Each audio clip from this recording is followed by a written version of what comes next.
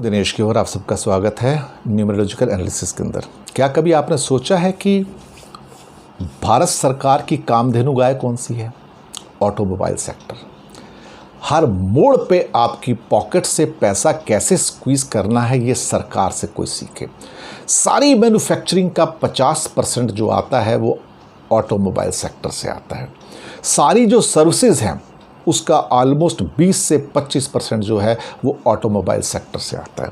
आप सोचिए, अगर भारत में ऑटोमोबाइल सेक्टर ना हो तो भारत सरकार तो दिवालिया हो जाएगी। दिवालिया, मैं जानबूझ के शब्द यूज़ कर रहा हूँ।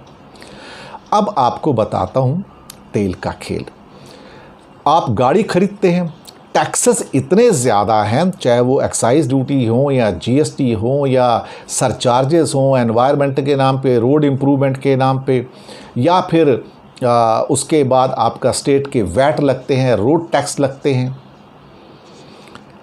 उसके बाद आप उस गाड़ी को चलाने के लिए 30 रुपये की कॉस्ट का पेट्रोल 105 रुपये में खरीदते हैं।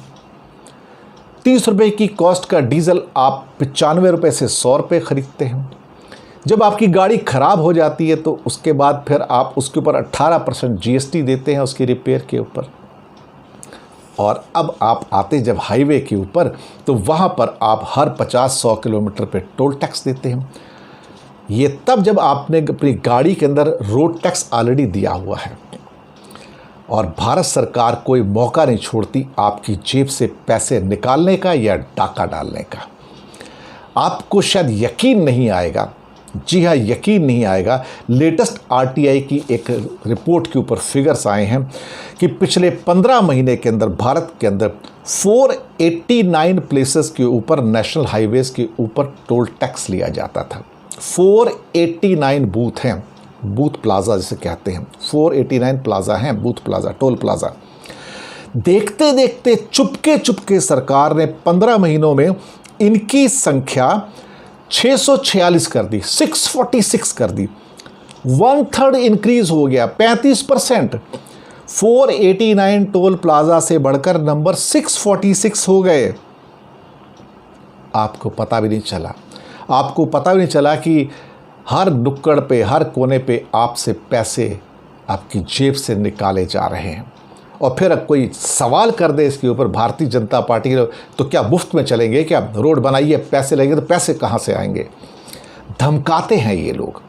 ये लोग अब बात नहीं करते। भारतीय जनता पार्टी की ट्रोल आर्मी आपसे बात नहीं करती, या वीएचपी के, बजरंग दल के लोग, आरएसएस के लोग आपसे बात नहीं करते।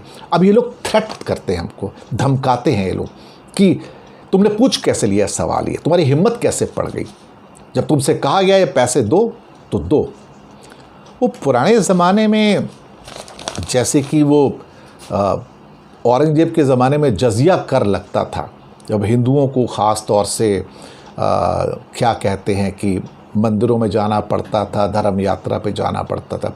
और उससे पहले अकबर के टाइम में भी थी, लेकिन अकबर ने उसको हटा दिया था। ये हर मोड़ पे जब आप हमारी जेब से पैसे निकालते हैं और ऑटोमोबाइल के नाम पे 30 रुपये का पेट्रोल 105 में बेचते हैं, 30 रुपये का डीजल 95, 100 रुपये में बेचते हैं, 18% रिपेयर पे जीएसटी लेते हैं, 200, 300, 500 रुपये आप टोल टैक्स लेते हो एक एक बूथ पे सिर्फ 50-100 किलोमीटर के लिए। लूट की भी तो एक लिमिट होती है ना, रॉबरी की भी एक लिमिट होती है।